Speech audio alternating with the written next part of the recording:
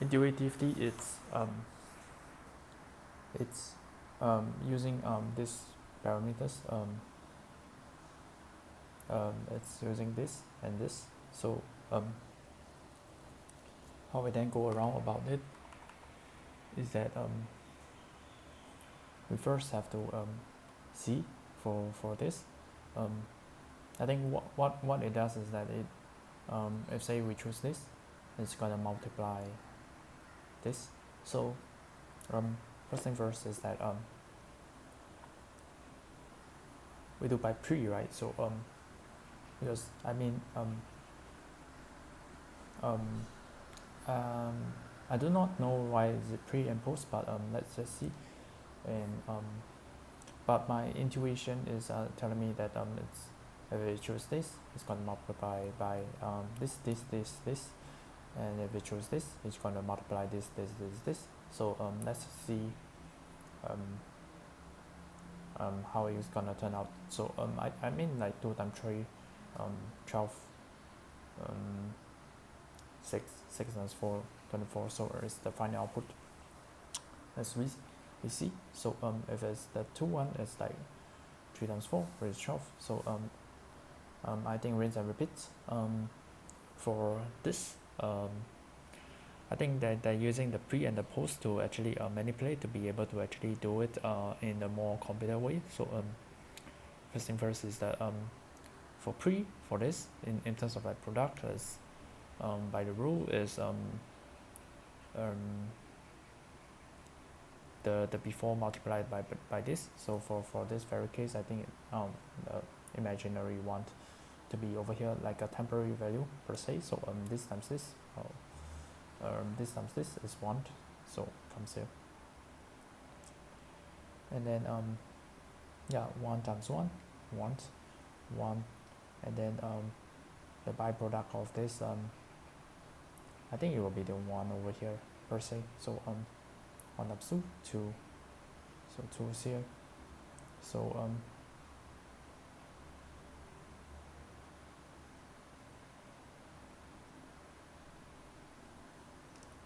2 times 3, 6, 6 times 4, 24.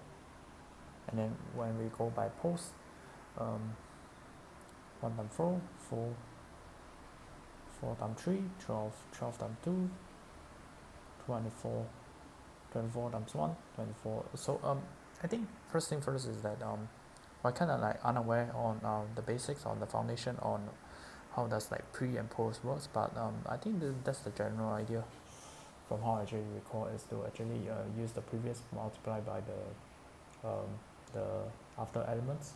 So I mean intuitively speaking, we're getting all these answers, we're getting this, and this.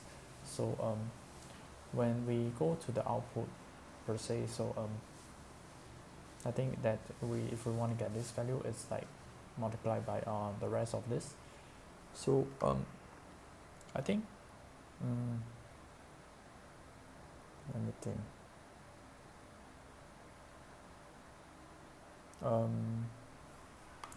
So let's just say I want this value.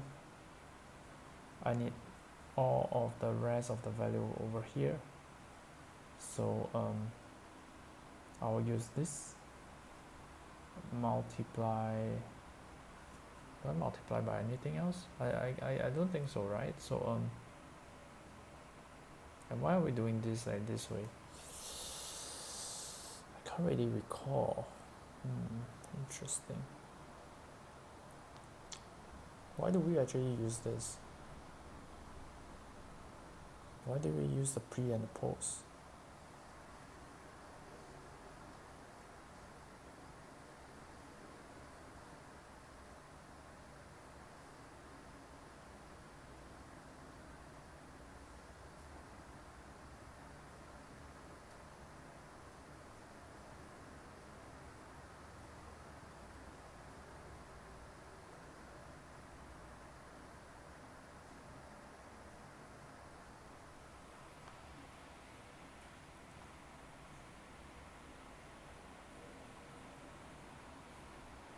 I feel like it's maybe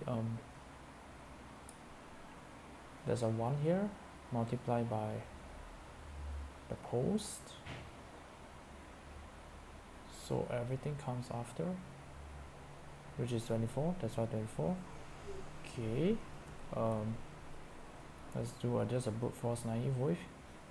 Okay, I want the 2 now. What do we do here? Let's see. We're gonna take the pre, which is the 1, and the post of 12. So 1 times 12, 12. Okay, interesting. 3. Let's draw the barrier here. We need a pre over here, which is 2 times the post, 4, 8. Interesting. So draw a line here. Obviously we need a pre, 6 times the imaginary post, 1, 6. Interesting, we do get the answer. So yeah, so we do get it, but I think on the next episode is talking a lot about in terms of like coding wise. So yeah, we get it. I think first thing first is that we it's a very good segue for me to actually talk about this, is that I think that in learning there's like the spell 2, and there's one more degree which I called it the spell 2.5, which is a higher learning from the basic curriculum. So spell 2 is whatever I like mentioned just now, which is more of like the basic terms, which is like the core foundation of like things in the big picture view. But if we want to actually explain it to people, you then go into a deeper level, 2.5. I would say that 2.5 is just you doing a lot of like extra work, but everything is just based on the foundation of like spell 2, in my opinion. And how we actually go around about it is that whatever they do, they so first and foremost, they are trying to actually follow the principles of spell 2, which is this. So they have a pre-assigned value, so maybe say it's an imaginary 1 for this case, and then so it's something to do with this. So they do like so because they want to remove the memory, they want to use as little stuff as possible, less moving parts, while still achieving the same results, but still using this concept. So how are you going to do it? That's why I term it the spell 2.5. It's a higher degree, more things, more minimalist, but it's follow the same concept. So it's extra work, in my opinion, and it's not that much necessary, but it's good to have. So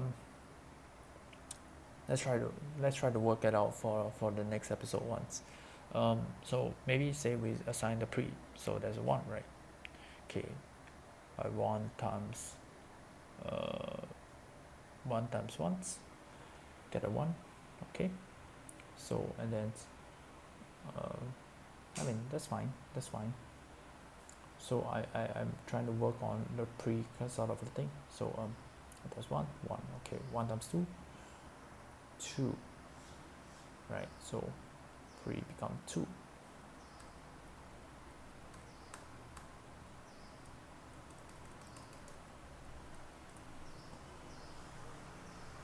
So pre become 2.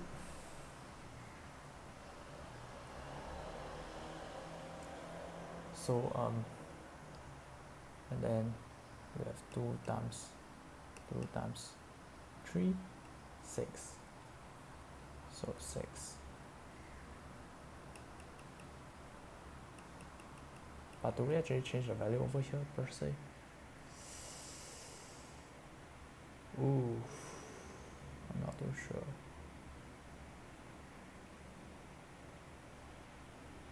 Let's not change it, right? Okay, 6 times 4, 24. So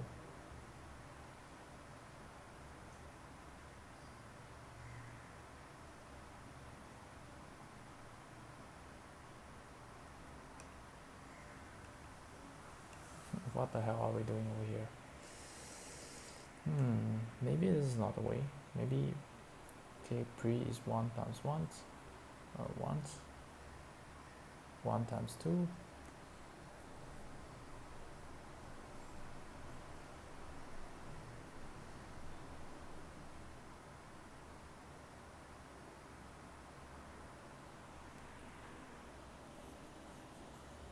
In my opinion, it's rather complicated, right? If I were to try to solve it. Yeah. The next episode is rather hard to actually calculate manually without actually knowing much.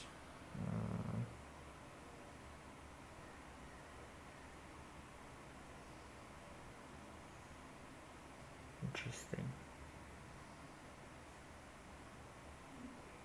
But I just do know that it does follow the concept of like the previous. That's what I know as of now. So just gonna prove false naive for now. 1 times 1, 1 times 2. Get you with that.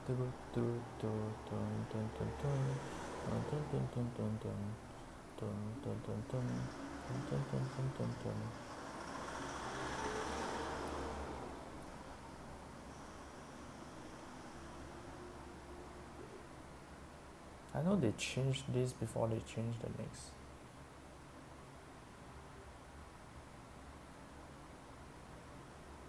Two times 3, 6.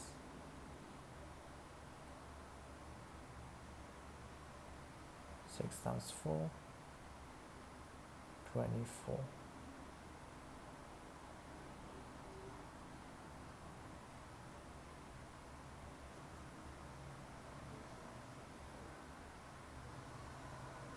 Here we go by the post. 1 times 24.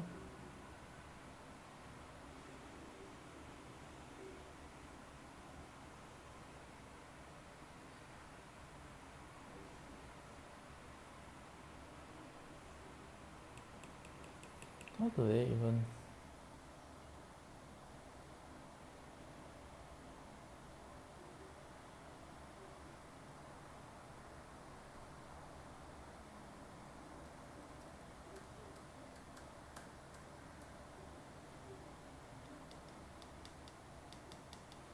It's rather difficult from a blank space. But then on the previous episode, is there anything that they actually talked about?